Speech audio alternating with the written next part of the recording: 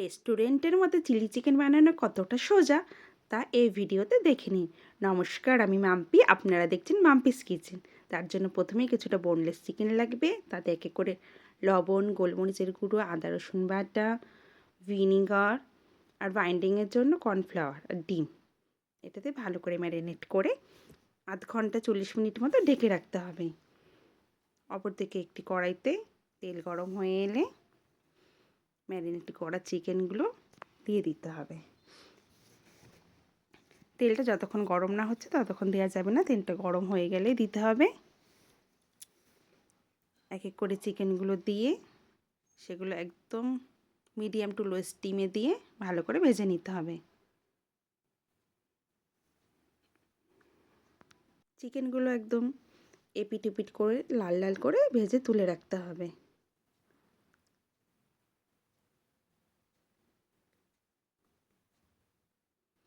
চিকেনগুলো ভাজা হয়ে গেলে একটি পাত্রে নামিয়ে অপর দিকে আগে থেকে কেটে রাখা পেঁয়াজ কিউব আর ক্যাপসিকাম কিউব করে রেখেছি। ব্যাস, এবার সেই কড়াইটাতেই কিছুটা কুচিয়ে রাখা আদা রসুন দিয়ে দিয়েছি, আর সেটা একটু ভাজা ভাজা হয়ে এলে ওই পেঁয়াজ আর ক্যাপসিকামটা দিয়ে দিতে হবে। এটাও 1-2 মিনিট মতো একটু ভাজা ভাজা হলে এতে লবণ, ভিনিগার অ্যাড করতে হবে। ব্যাস, তারপরে সয়া সস, টমেটো কেচাপ দিয়ে একটু একটু হালকা হাতে নাড়িয়ে নিতে হবে। তারপর একটু জল দিয়ে এটা একটু ফুটিয়ে নিয়ে আর ভেজে রাখা যে চিকেনগুলো রেখেছিলাম আপনারা শুধু এটার উপরে চিকেন ভাজাগুলো পকোড়া হিসাবে ব্যবহার করতে পারেন। যেহেতু আমরা চিলি চিকেন করছি তাই এবার চিকেনগুলো দিয়ে দেব। চিকেনগুলো দিয়ে 1-2 মিনিট মতো ঢেকে এবার ঠান্ডা জলে কর্নফ্লাওয়ার গুলিয়ে চিকেনের মধ্যে দিয়ে দিলে রেডি আমাদের চিলি চিকেন।